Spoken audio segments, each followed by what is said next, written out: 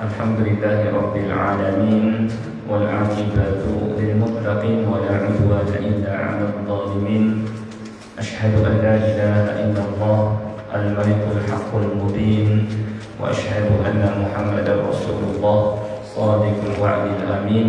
Allahumma shalli wa sallim ala nabiyyina Muhammadin al-amin wa ala alihi al-tahirin wa ashabihi al-akramin wa man ihtada bihadihi al-mubin ila yaumiddin, amma ba'd.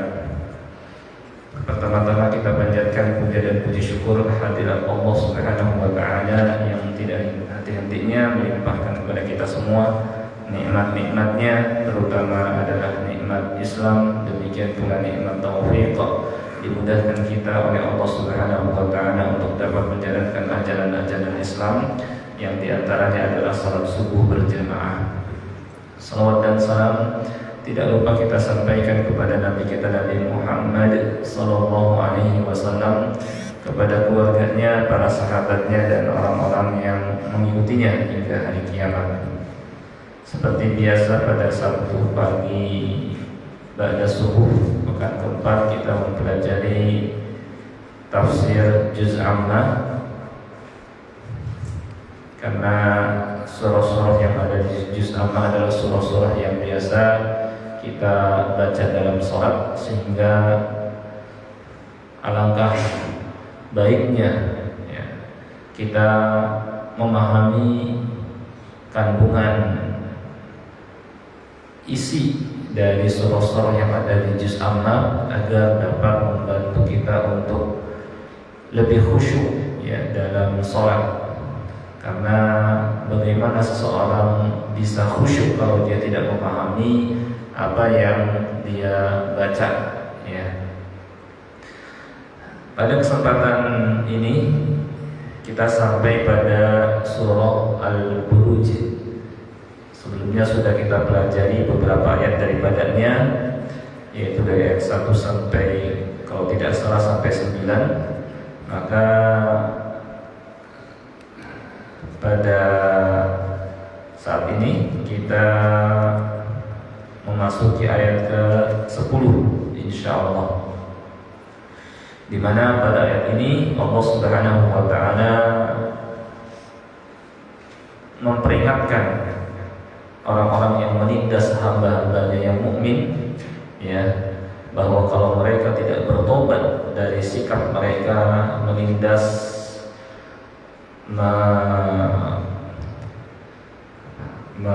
menyiksa orang-orang yang beriman ya, ketika itu orang-orang beriman disiksa dengan dibakar ya, dimasukkan ke dalam parit besar ya. Kalau mereka tidak mau kembali kepada agama mereka semula, maka mereka akan disiksa ya. Maka Allah balik mengancam mereka seperti yang tertera di ayat ini ya. Saya akan bacakan terlebih dahulu ayatnya. A'udzu billahi minasy syaithanir rajim. Innal ladzina fatanul mu'minina wal mu'minati tsumma lam yatubu falahum 'adzabu jahannam wa lahum 'adzabul hariq. Innal ladzina amanu wa 'amilus solihati lahum jannatun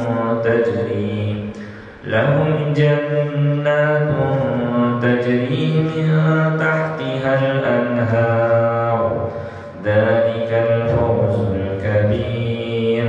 Inna batsha rabbika lasyadid, innahu huwa yubdi'u wa yu'id, wa huwal ghafurul wadud, dzul 'arsyil majid, fa'alun lima yurid. Hal ataka hadithul junud, fir'aun wa thamud, balil ladzina kafaru fi takdzib, wallahu min waraihim muhit, bal huwa qur'anun majid fi lawhin mahfuz. yang artinya ayat yang ke-10, sesungguhnya orang-orang yang menimpakan fitnah, cobaan, ya, musibah kepada orang-orang mukmin, baik laki-laki atau perempuan, kemudian mereka tidak bertobat dari sikap mereka, maka mereka akan mendapatkan azab neraka jahanam, dan mereka akan mendapatkan azab neraka yang membakar.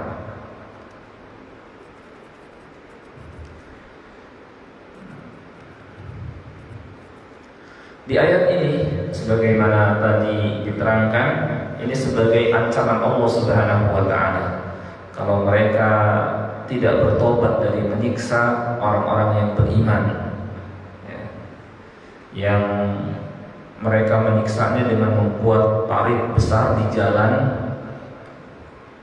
Kalau mereka orang-orang mukmin tidak mau kembali kepada agama semula, maka mereka akan bakar orang-orang mukmin di situ. Ini menunjukkan bahwa sudah sejak lama atau sudah sejak zaman dahulu bahwa orang-orang mukmin akan mendapatkan cobaan, akan mendapatkan ujian dalam kehidupan dunia ini.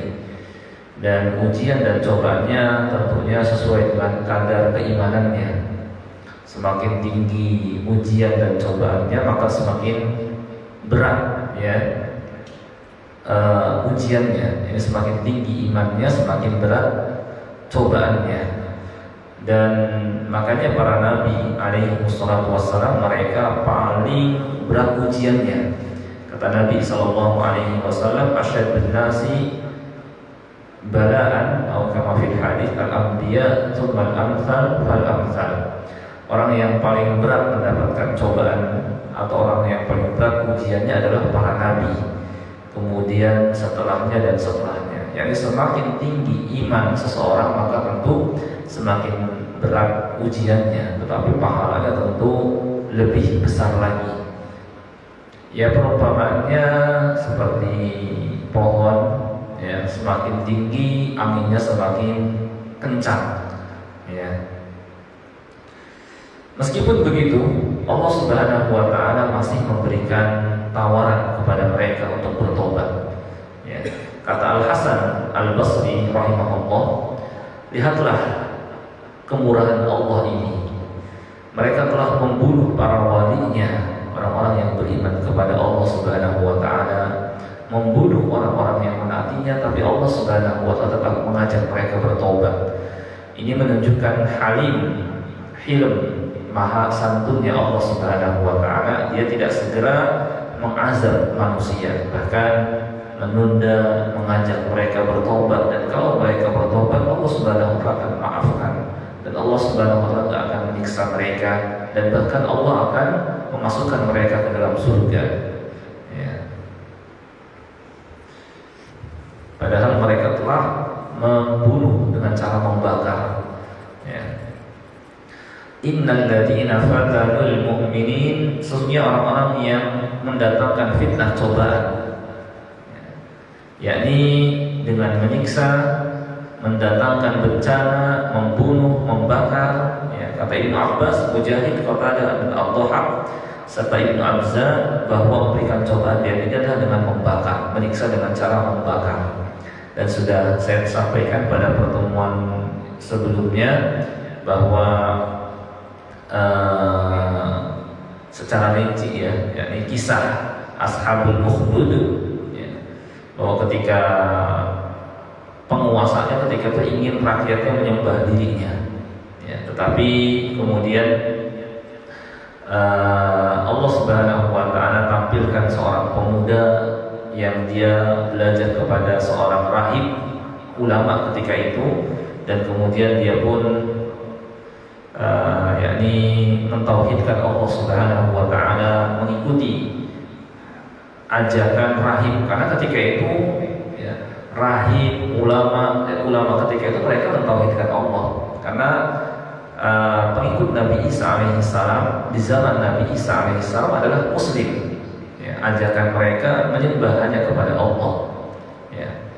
Jadi Nabi Isa alaihissalam sendiri menyeru manusia untuk menyembah hanya kepada Allah. Dalam banyak ayat di Al-Quran disebutkan, Innallaha Rabbi wa Rabbukum fa'buduh hada siratul mustaqim, kata Nabi Isa alaihissalam. Sesungguhnya Allah adalah Tuhanku dan Tuhan kalian, maka sembahlah Dia saja. Ini jalan yang lurus, kata Nabi Isa.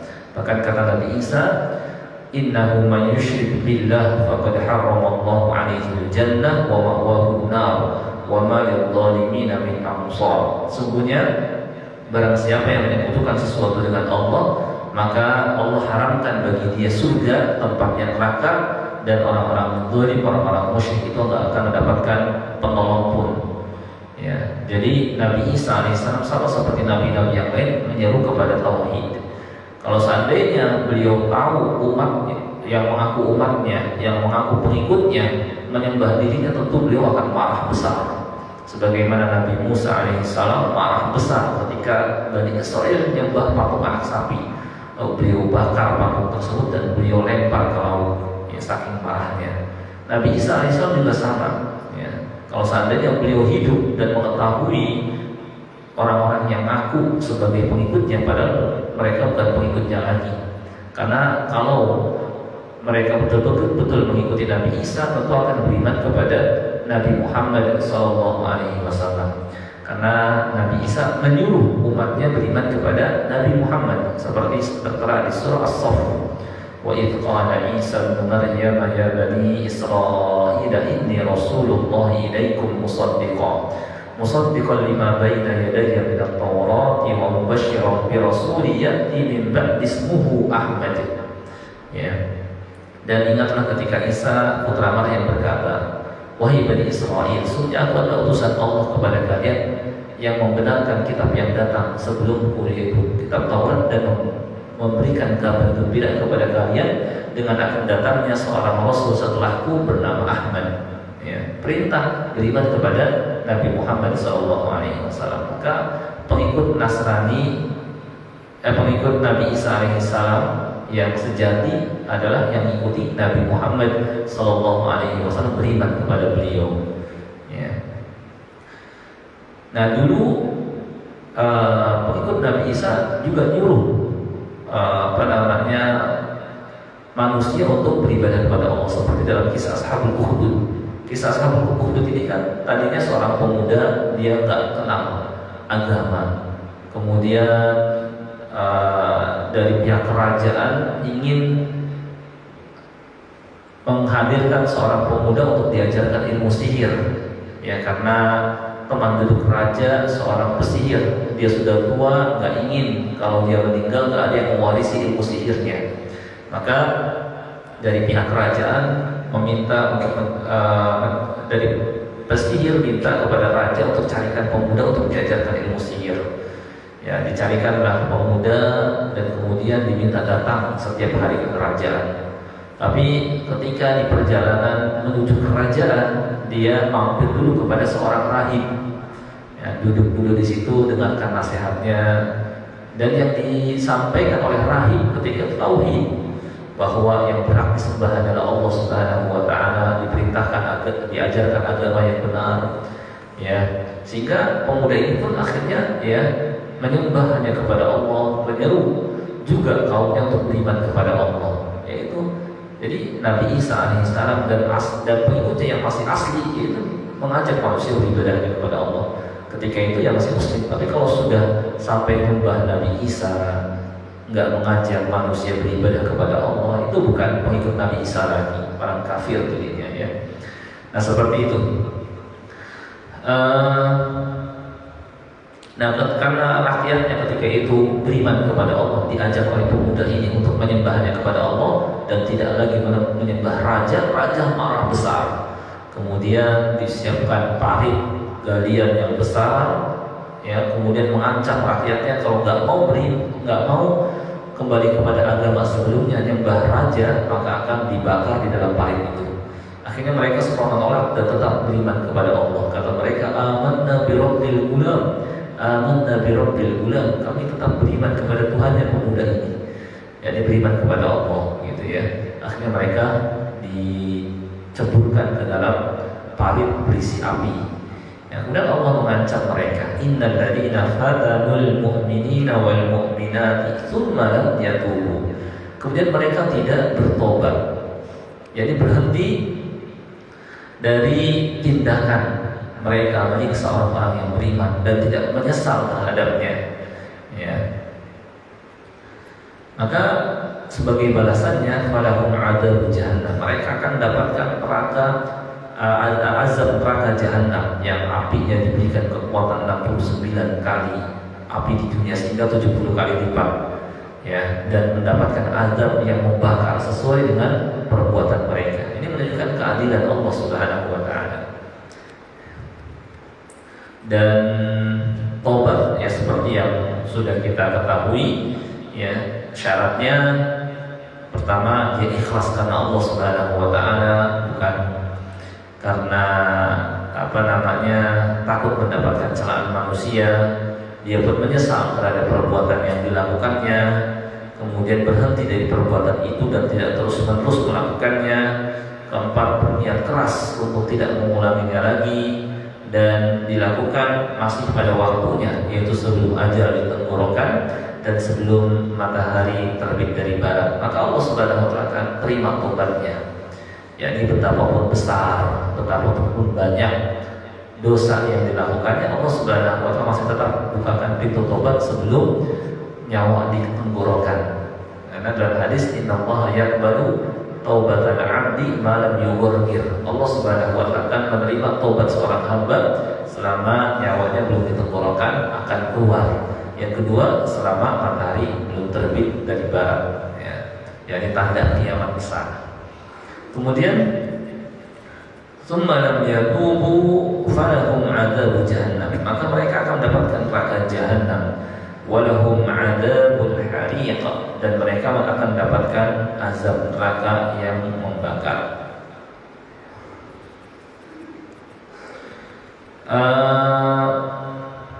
Dari ayat ini kita dapat mengambil pelajaran bahwa Allah Azza wa Jalla terkadang memberikan kekuasaan kepada orang-orang kafir, ya. Jadi ya, sejak zaman dulu juga terkadang ada waktu di mana mereka orang-orang kafir berkuasa. Wa tilkal ayyam nudawiluha bainan nas. Hari-hari itu kami pergilirkan di antara manusia. Terkadang kaum mukmin unggul, berbalik lagi kaum kafir yang unggul. Cuma wal aqibatu littaqwa, akhir nantinya ya akan dikembalikan kepada orang-orang yang beriman. Karena in al-ardu yarithuha ibadiyas salihun, kata Allah. Bumi ini akan Allah wariskan kepada hamba-hamba yang saleh, ya. Dan ketika orang-orang kafir ya berkuasa, ya mereka diberi tangguh sampai tiba waktu mereka akan dibinasakan juga. Dalam hadis Rasulullah SAW bersabda, innallaha la yumli lidh-dhalim hatta idza akhadhahu lam yuflithu. Sesungguhnya Allah memberi tangguh kepada orang yang zalim, sehingga ketika sudah tiba waktu menyiksanya, maka Allah tidak akan meloloskannya. Kemudian Rasulullah SAW membacakan ayat, wa kadzalika akhdhu rabbika idza akhadha al-qura wa hiya zalimah inna akhdahu alimun syadid. Dan begitulah azab Rabbmu apabila dia mengazab penduduk negeri-negeri yang berbuat zalim, sesungguhnya azabnya itu sangat pedih lagi, keras, ya.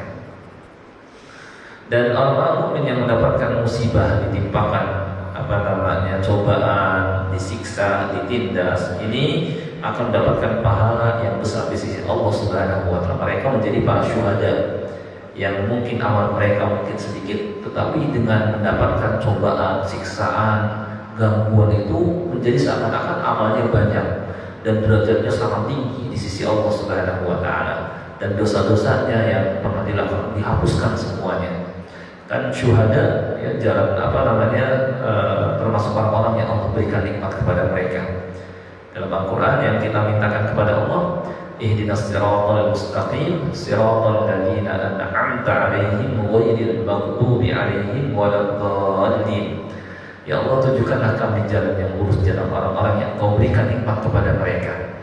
Siapa orang-orang yang Allah berikan nikmat? Yakni minan nabiyyin, terdepannya para nabi, wasiddiqin, para siddiqin yang sangat membenarkan, wasyuhada, para syuhada. Karena para syuhada mereka mendapatkan derajat yang tinggi, ya, akan dimasukkan oleh Allah Subhanahu wa taala dalam surganya, dan mereka itu meskipun di dunia dibunuh, mati, ditindas, disiksa, setelah itu mereka meninggal, kata Allah, bal ahya, mereka tetap hidup di alam barzakh, ya, mereka mendapatkan kenikmatan. Ya, bahkan kalau ditawarkan kepada mereka apa yang mereka inginkan, mereka inginkan hidup lagi di dunia, kemudian terbunuh lagi sampai 10 kali, karena begitu nikmatnya yang mereka rasakan di akhirat, di alam barzakh, ya, sampai keinginan mereka nggak ada selain dikembalikan ke dunia kemudian terbunuh lagi, karena begitu besarnya nikmat yang Allah berikan kepada mereka. Syuhada, ya, terkadang kita lihat kayaknya ngeri, kayaknya, tapi karena nikmatnya jauh lebih besar, ya, sehingga mereka nggak merasakan ketakutan ketika itu.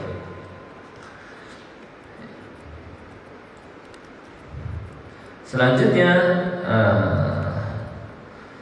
Allah Subhanahu wa taala, yakni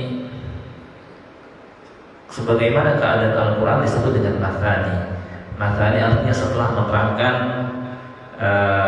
jalan yang dapat mengarahkan ke neraka, Allah Subhanahu wa taala juga menerangkan jalan yang mengarahkan ke surga, agar manusia dalam hidup ini, ya, di antara takut dan harap, ya, takut kalau mereka mendatangi maksiat, ya, seperti di ayat tadi, falahum adzabun jahannam wa lahum adzabul hariqah. Kemudian berharap dengan diterangkan kalau mereka memperbaiki diri mereka selama mereka masih hidup di dunia, Allah Subhanahu wa taala akan berikan balasan kepada mereka, balasan yang baik. Ya, kata Allah, innal ladzina amanu wa 'amilus shalihati lahum jannatun tajri min tahtihal anhar, dzalikal fawzul kabir. Ya. Jadi setelah Allah Subhanahu wa taala menyebutkan hukuman untuk orang-orang yang zalim, maka Allah menerangkan pahala bagi orang-orang mukmin, dan mereka pun sama, kalau mereka memperbaiki diri mereka yang tadinya zalim, kemudian mereka perbaiki, ya. Dan dalam ayat ini, ya, terdapat tarhib dan tarhib, ya. Dan inilah diantara, yakni kelebihan Al-Quranul Karim, ya, dapat memperbaiki keadaan seorang karena diterangkan tarhib dan tarhib, motivasi dan ancaman. Motivasi dengan diterangkan pahala yang akan diperoleh kalau mereka melakukan kebaikan, bahkan Allah lipat gandakan, dan siksaan kalau mereka mengerjakan keburukan dan kemaksiatan. Dan ini punya pengaruh dalam kehidupan seseorang, ya. Beda kalau umpamanya ada aturan, ada ajakan, tetapi tidak diterangkan pahala, tidak diterangkan siksa, maka tidak termotivasi, ya. Kayak misalnya yang pernah saya sampaikan, ada coba membuat aturan mengganti PAI, pelajaran agama, dengan pelajaran moral dan kebudayaan atau moral dan akhlak, tapi tidak diterangkan pahala yang diperoleh, siksa kalau misalnya melakukan kebalikannya, yang ada kurang termotivasi. Sedangkan pendidikan Islam, yakni ketika diperintahkan sesuatu diterangkan pahala yang akan diperoleh, ketika diterangkan larangan terhadap sesuatu juga diterangkan bahaya dan siksa yang akan diperoleh kalau melakukannya. Juga ditambahkan dengan Allah Subhanahu wa taala mengawasinya, juga yakni disampaikan juga bahwa di sana ada alam akhirat, ya, pembalasan. Ini semua akan mendorong seseorang untuk memperbaiki diri, ya.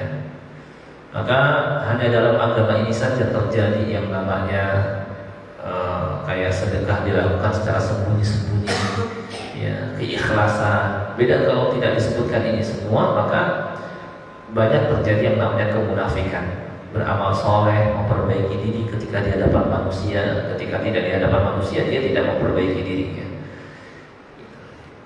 Baik, kata Allah, innal ladzina amanu wa 'amilus shalihat. Sesungguhnya orang-orang yang beriman, yakni beriman dengan hati mereka, wa 'amilus shalihat, dan membuktikan keimanan mereka dengan anggota badan. Ya, mereka mengamalkan konsekuensi iman mereka. Ya, dengan misalnya beramal soleh, dengan misalnya mendirikan sholat, menunaikan zakat, ya, wa aminus, dan mengerjakan amal soleh lain yang diperintahkan oleh Allah Subhanahu wa taala dan Rasulnya Sallallahu Alaihi Wasallam. Ya. Lahum jannat, mereka akan mendapatkan surga tajri min tahtihal anhar, yang mengalir di bawahnya sungai-sungai. Ya. Dan sungai surga ini beda dengan sungai di dunia. Kalau sungai di dunia mengalir ada paritnya, ada galiannya, sedangkan sungai di surga mengalir tanpa parit dan dapat diarahkan oleh penghuni surga. Jadi kayak terbang di atas lantai, ngalir airnya sesuai yang kita arahkan. Kita mau arahkan kemana langsung dia ngikuti. Dan sungainya tersebut nggak nyebar. Ya kalau nggak ada parit kan biasanya nyebar airnya kemana-mana. Tapi ini kayak ngambang. Ya, tinggal mengalir, tinggal kita ambil ciduk saja. Dan pilihannya ada sungai madu, sungai susu, ya, sungai air, ya, tawar, juga macam-macam ya. Sungai arak itu dari laut. Di surga juga ada laut susu, laut madu, laut arak, dan dari situlah mengalir sungai-sungai surga dan bisa diarahkan oleh penghuninya ke arah mana yang mereka inginkan. Ya, lahum jannatun tajri min tahtihal anhar, menunjukkan betapa luar biasa kenikmatan surga. Ya. Lahum jannatun tajri min tahtihal anhar, dzalikal fawzul kabir, itulah kemenangan yang agung. Ya, karena di surga, ya, jadi fauz itu bisa juga diartikan dengan kesuksesan. Inilah kesuksesan yang sesungguhnya. Ketika orang-orang menganggap bahwa sukses itu adalah ketika di dunia jadi orang terkenal, sukses itu adalah ketika memiliki harta yang banyak, sukses itu adalah ketika dia memperoleh kedudukan, jadi pejabat, ya, itu sukses yang sementara. Ya, jadi orang terkenal, lihat para artis, apa selamanya dia terkenal? Kan cuma beberapa tahun saja. Ya, terkadang nggak sampai lama sekali dan tiba ajalnya, atau hanya beberapa tahun setelah itu lama-lama nggak terkenal lagi. Banyak para penggantinya yang baru-baru.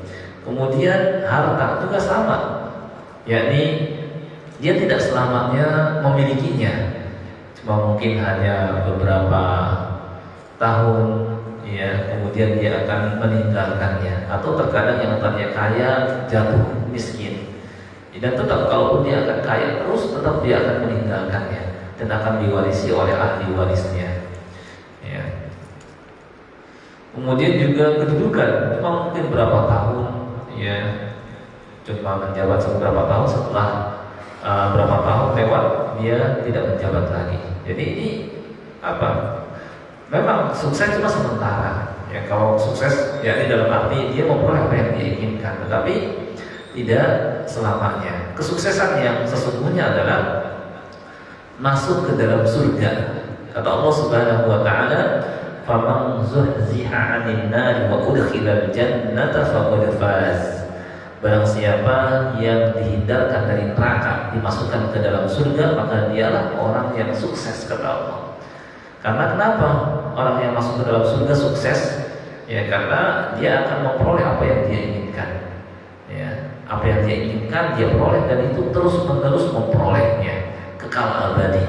Kata Allah, "Wa lakum fiha ma tashtahi anfusukum wa lakum fiha ma tad'un." Dan di surga itu kalian memperoleh apa yang kalian inginkan dan apa yang kalian minta. Ya. Kenapa itu ada sukses yang sesungguhnya? Karena keadaan yang kekal abadi. Akan ada seruan kepada penghuni surga, innalakum, sesungguhnya kalian di surga itu akan bahagia selama-lamanya, gak akan pernah sedih, akan muda selama-lamanya, gak pernah tua. akan sehat selama-lamanya, nggak akan pernah sakit, akan bergembira, nggak akan pernah bersedih, ya. Nah ini kan kesuksesan yang sebenarnya, yang sesungguhnya, ya. Muda, nggak pernah tua, sehat, nggak pernah sakit, ya. Nah inilah yang harusnya kita berlomba-lomba untuk mengejarnya. Wa fi dzalika falyatanafasil mutanafisun. Untuk surga seharusnya orang-orang berlomba untuk meraihnya, bukan untuk dunia ini sampai mereka menghabiskan waktu sebagian besar waktunya mengejar dunia, nggak sempat beramal untuk surga, ya. Nah, makanya dulu para sahabat radhiyallahu anhum, ya, ketika mereka salah seorang di antara mereka syahid, mereka mengatakan fuztu, saya telah sukses, karena mereka tahu dengan mereka syahid mereka akan masuk ke dalam surga. Ada sahabat yang masuk ke dalam rombongan Al-Qurra, para penghafal Al-Quran, ya. Para penghafal Al-Quran ini dikirim oleh Rasulullah SAW ke dua suku yang ketika itu minta kepada Nabi SAW untuk dikirimkan para penghafal Al-Quran untuk mengajarkan mereka Al-Quran. Kalau nggak salah suku tersebut suku Mi'il dan Dakwah.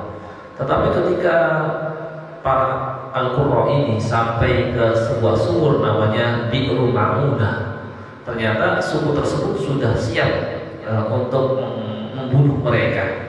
Ya, mereka bersembunyi, ya, ketika kedatangan para sahabat Al-Qurra, para penghafal Al-Quran ini. Ketika sampai di sumur Ma'unah, dan mereka mulai menyerang para sahabat, 70 orang ketika itu, ya. Di antara mereka ada yang bernama Abu Kilabah, dilempar ombak sampai tembus dari kanan sampai tembus ke kirinya. Apa yang dia ucapkan? Fustu wa rabbil Ka'bah. Ya, demi Allah, Tuhan memberi Ka'bah, saya telah sukses, katanya. Itu karena dia yakin, ya, bahwa menjadi syahid, masuk ke dalam surga, ini berarti akan masuk ke dalam surga dan akan menjadi orang yang sukses, ya. Kemudian ketika mereka telah dibunuh 70 orang ini, Rasulullah SAW sampai sedih dan melakukan kunut yang namanya kunut nazilah, ya, mendoakan keburukan kepada suku-suku yang membunuh sahabat beliau. Kemudian Allah Subhanahu wa taala menurunkan ayat, "Laisa laka minal amri syai'un aw yatuba 'alaihim aw yu'adzibahum fa innahum zalimun." Sudah, itu bukan urusan kamu. Boleh jadi Allah menyiksa mereka atau menerima taubat mereka. Kalau mereka bertobat, sama seperti ini. Mereka telah membunuh para wali-walinya, tapi Allah tetap mengajak mereka untuk bertobat. Kalau kita mungkin, ya, nggak sabar langsung, ya, udah membunuh orang-orang yang kita cintai misalnya, kemudian kita balas. Tapi Allah Subhanahu wa taala tidak begitu. Allah tetap memberikan kesempatan untuk bertobat, kembali kepadanya, mengajar, memberitahukan. Kalau mereka bertobat, maka Allah akan hapuskan, maka Allah akan masukkan mereka ke dalam surga, ya. Dzalikal fawzul kabir, itulah kemenangan yang agung. Inilah kesuksesan yang hakiki, ya.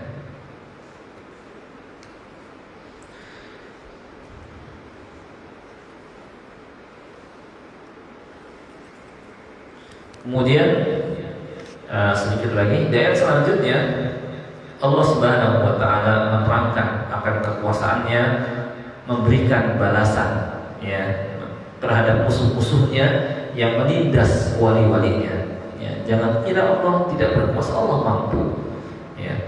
Jadi ini peringatan kepada mereka. Kalau mereka tidak berhenti juga, ketahuilah, inna batsya rabbika lasyadid, sesungguhnya azab Tuhanmu sangatlah keras, ya. Nah,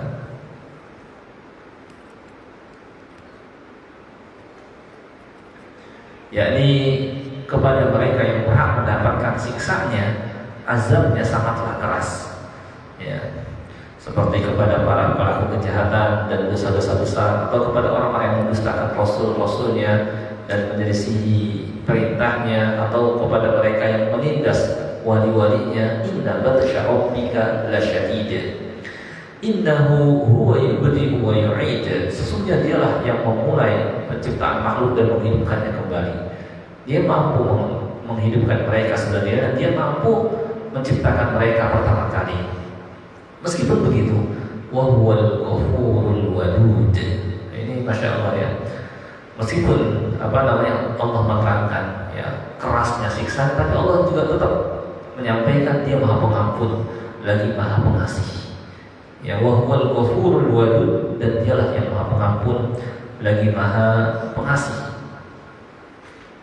Yakni dia mengampuni semua dosa bagi orang yang bertobat kepadanya, serta memaafkan kesalahan bagi orang yang meminta ampunan kepadanya. Ya, dia akan tutupi dosa itu, dia akan memaafkannya dan tidak menghukumnya. Nah, ini sama seperti firman Allah Subhanahu wa taala, "Nabbi ibadi anni anal ghafurur rahim." Sampaikan kepada hamba-hambaku bahwa aku Maha Pengampun lagi Maha Penyayang. Wa anna adabi huwal adabul alim. Tetapi azabku sangatlah pedih. Jadi agar seseorang pertama tidak putus asa. Betapapun banyak, betapapun besar dosa yang dilakukan, Allah Maha Pengampun. Ampunan Allah jauh lebih besar lagi, ampunan Allah jauh lebih banyak lagi. Tapi jangan juga meremehkan, kan Allah Maha Pengampun, Allah Maha Pengasih. Kalau gitu tak apa-apalah kita berbuat maksiat. Ingat, wa anna adabi huwal adabul alim. Azabku sangatlah pedih. Gitu. Nah, ini agar seorang yang tidak meremehkan dan juga tidak putus asa. Wa huwal ghafurul wadud, dan dia Maha Pengampun lagi Maha Pengasih. Ya. Ibnu Abbas berkata, al-wadud yakni al-habib, yakni yang dicintai. Kata yang lain, al-wadud yakni yang cinta kepada orang yang bertobat dan kembali kepadanya. Seperti dalam hadis, Allah Subhanahu wa taala lebih gembira ya kepada seorang yang bertobat kepadanya daripada orang yang kembali menemukan kendaraannya yang hilang di tengah padang pasir. Jadi terkadang seorang ya ketika dalam perjalanan misalnya mengendarai unta, dari unta itu dia sudah menyiapkan segala perbekalan, bahan makanan, perjalanannya pun jauh, panas di tengah padang pasir. Kemudian dia lelah, dia istirahat ya di samping unta itu ya. Nah, karena mungkin dia begitu lelahnya, dia istirahat, dia mungkin lupa mengikat untanya. Kemudian untanya pergi ya, pergi, dia pun terbangun, dilihatnya nggak ada untanya itu, padahal di untanya itu bahan makanannya. Sedangkan perjalanan masih panjang, dia pun bingung, cari kesana kemari untanya nggak ketemu juga. Ketika itulah dia bisa dikatakan putus harapan. Sudahlah, saya akan mati di tengah padang pasir ini. Adalah supaya saya tidak merasakan sakitnya mati, saya tiduran saja. Nah, ketika dia tiduran dan bangun lagi, ternyata untanya Allah kembalikan. Oh, dia gembira sekali. Nah, kata dalam hadis, ya Allah lebih gembira kepada taubatnya seorang hamba daripada seorang kembali menemukan hewan kendaraannya yang hilang. Ya. Nah, ini wa huwal ghafurul wadud. Allah Maha Pengampun lagi Maha Pengasih. Ya, dan sangat cinta kepada mereka yang bertobat dan kembali kepadanya.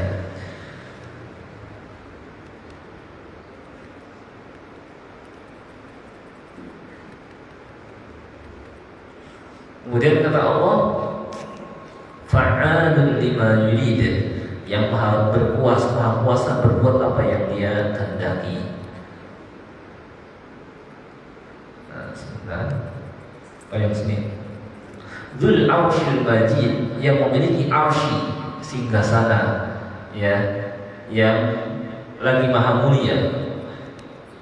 Dzul Arsyil Majid. Jadi Allah Subhanahu wa taala pemilik arsy. Arsy itu singgasana, kerajaan ya, ya kayak istana negara gitu ya. Nah, Allah Subhanahu wa taala memiliki arsy singgasana yang besar ya. Dan singgasana ini ya kata ulama adalah atap seluruh makhluk.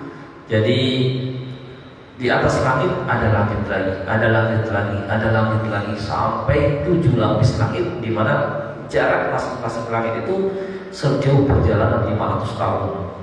Ya.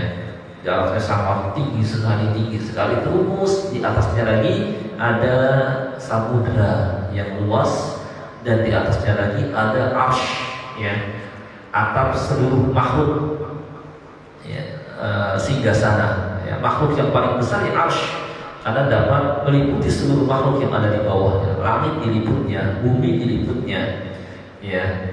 Demikian pula kursi, ya, kursi Allah Subhanahu wa taala, ya.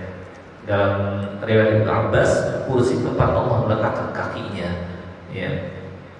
Dan arsy ini singgasananya meliputi seluruh makhluk, ya, sebagai makhluk paling besar, paling luas, serta menjadi atap seluruh makhluk. Nah, Allah Subhanahu wa taala bersemayam di atas arsy, sebagaimana firman-Nya, Ar-Rahmanu 'alal 'arsy istawa. Ya, Allah Ar-Rahman bersemayam di atas arsy, ya. Dalam hadis diterangkan dari hadis Abu Dzar, sami'tu Rasulullah sallallahu alaihi wasallam yaqul, aku mendengar Rasulullah sallallahu alaihi wasallam bersabda, mal kursi fil 'arsy illa ka halqatin min hadid ulqiyat baina dhahrai falatin min al-ard. Kursi Allah, ya, kan ada kursi, ada arsy. Dibanding arsy tidak lain seperti gelang besi yang diletakkan di padang pasir yang luas, menunjukkan luasnya arsy. Dan arsy ini saking besar, saking luasnya, ya, tadi meliputi seluruh makhluk dan dipikul oleh malaikat-malaikat yang besar dan kuat.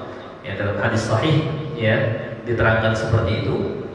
Ya, ini dipikul oleh malaikat-malaikat yang besar dan kuat. Dalam riwayat Ahmad, malaikat tersebut saking besarnya, jarak antara pundak dengan telinganya sejauh perjalanan 700 tahun. Jadi malaikatnya yang mikul arsy itu malaikat besar, perkasa, kuat-kuat, sehingga bisa memikul singgasana Allah, gitu ya. Dan awalnya mereka itu berat memikul arsy singgasana Allah. Kemudian Allah ajarkan kepada mereka, ucapkan la haula wala quwwata illa billah, tidak ada daya dan upaya kecuali dengan pertolongan Allah. Ketika mereka mengucapkan kalimat itu, mereka bisa memikulnya, ya, mikul arsy. Dan malaikat pemikul arsy ini malaikat-malaikat pilihan, malaikat-malaikat mulia, ya, akhlaknya mulia dan fisiknya kuat-kuat. Ya, di antara mereka ada malaikat Jibril, ya, ada malaikat Mikail, ada malaikat Israfil. Itu malaikat-malaikat besar. Makanya gak heran sekali tiup hancur alam semesta ini, seperti tiupan malaikat Israfil, ya. Tapi meskipun mereka fisiknya kuat, besar, tapi akhlak mereka begitu mulia, sebagaimana diterangkan dalam Al-Quran di surah Ghafir. Kata Allah, alladzina yahmiluna al-'arsya wa man hawlahu yusabbihuna bihamdi rabbihim wa yastaghfiruna lilladzina amanu.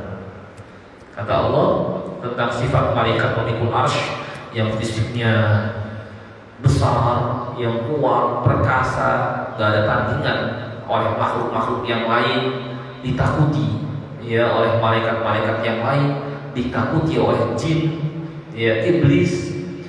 Kata Allah Subhanahu wa taala, alladzina yahmiluna al-'arsy, para malaikat yang memikul arsy singgasana Allah, wa man haulahu, dan yang ada di sekelilingnya yang dekat dengan Allah, yusabbihuna bihamdi rabbihim, bertasbih memuji Rabb mereka, wa yu'minuna bihi, beriman kepadanya, wa yastaghfiruna lilladzina amanu, sambil memohonkan ampunan untuk orang-orang yang beriman. Tuh, ya. Dan mereka sangat sayang kepada orang yang beriman, mohonkan ampun. Mereka mengatakan, Rabbana wasi'ta kulla syai'in rahmatan wa 'ilma faghfir lilladzina tabu wattaba'u sabilaka wa qihim 'adzabal jahim. Ya Rabb kami, wahai Tuhan kami, rahmat-Mu meliputi segala sesuatu, demikian pula ilmu-Mu, maka ampunilah orang-orang yang bertobat dan mengikuti jalan-Mu, dan hindarkanlah mereka dari azab neraka. Ya, Rabbana, wahai Tuhan kami, wa adkhilhum jannati adnin allati wa'adtahum. Itu mereka malaikat-malaikat besar, ya. Itu doain orang-orang yang beriman. Wahai Tuhan kami, masukkanlah mereka ke dalam surga Aden yang telah Kau janjikan buat mereka. Demikian pula orang yang soleh dari bapak-bapak mereka, istri-istri mereka, keturunan mereka. Innaka antal azizul hakim. Sungguh Kau maha perkasa lagi maha bijaksana. Wa qihimus sayyi'at. Hindarkanlah mereka ya Allah dari keburukan-keburukan.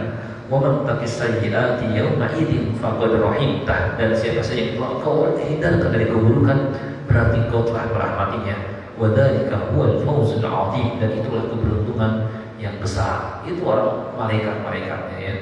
Berarti memang sudah fisiknya super, mengalahkan makhluk-makhluk yang lain.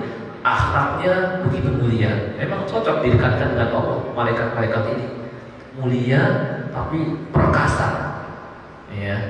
Kalau makhluknya sudah sedemikian perkasa, kuat, besar, apalagi penciptanya, ya. Apalagi penciptanya Allahu Akbar. Allah Maha besar lagi, ya. Nah ini tentang arsy-nya, ya, tentang arsy Allah Subhanahu wa taala dan malaikat pemikul arsy-nya, malaikat yang besar-besar yang jarak antara pundak dengan bagian ini telinga ini jaraknya 700 tahun perjalanan. Saking besarnya, kayak apa? Kayak apa besarnya malaikat pemikul arsy. Ya. Baik, saya kira sebentar sampai pada ayat 28 ayat 16 dulu, ya. Ini tadi saya belum tuntaskan tentang firman Allah ini yang fa'alul lima yurid, ini yang terakhir. Dia maha berbuat, dia maha kuasa berbuat apa yang dia kehendaki, ya. Jadi ini diantara bukti kekuasaan Allah Subhanahu wa taala. Mudah segalanya bagi Allah Subhanahu wa taala. Bahkan yang seharusnya secara sebab Allah jadikan membakar menjadi bisa enggak membakar. Ya, bagaimana seorang ketika bertawakal kepada Allah. Misalnya Nabi Ibrahim alaihissalam, ya, dia sangat tawakal kepada Allah, dilempar oleh kaumnya ke dalam api. Allah hanya mengatakan, ya nar kuni barda, wahai api, jadilah kamu dingin, wassalaman ala Ibrahim, dan memberikan keselamatan kepada Nabi Ibrahim. Ternyata api jadi dingin. Kalau seandainya Allah tidak mengatakan wassalaman dan memberikan keselamatan, tentu api itu akan membuat Nabi Ibrahim kedinginan. Tapi dengan kata-kata wassalam dan memberikan keselamatan, jadi nyaman dalam api itu. Sehingga setelah api itu padam, orang-orang pada kaget. Tekanan maha kuasanya Allah, yang dia apabila menghendaki sesuatu cukup mengatakan kun, jadi, maka langsung jadi itu. Dan sebenarnya Allah Subhanahu wa taala mampu menciptakan alam semesta sekali. Tapi kenapa dia ciptakan dalam 6 masa? Itu pun ada hikmah untuk mengajarkan kepada manusia bahwa segala sesuatu butuh tahapan, butuh proses, enggak sekaligus. Meskipun Allah berkuasa, ya. Yang apabila tadi ya dia menghendaki sesuatu cukup mengatakan kun fayakun, ya. Adapun makhluk, ya, mereka ketika menghendaki sesuatu maka mereka butuh pembantunya. Kemudian terkadang ada penghalangnya, sedangkan Allah Subhanahu wa taala tidak butuh pembantu, ya. Dan tidak ada yang dapat menghalangi kehendak Allah Subhanahu wa taala. Ya, wa may yatawakkal 'ala Allah fa huwa hasbuh. Dan siapa yang bertawakal kepada Allah, maka sudah cukup buat dia. Enggak ada yang bisa ngalahkan. Ya. Baik, saya kira mungkin sampai di sini, sampai ayat 16 dari surah Al-Buruj, ya. Insyaallah nanti kita lanjutkan pada kesempatan yang akan datang. Wallahu a'lam. Wassallallahu ala nabiyina Muhammad wa ala alihi wasallam. Mungkin sebelum ditutup, kalau ada yang ingin ditanyakan silakan. Mungkin ya, silakan.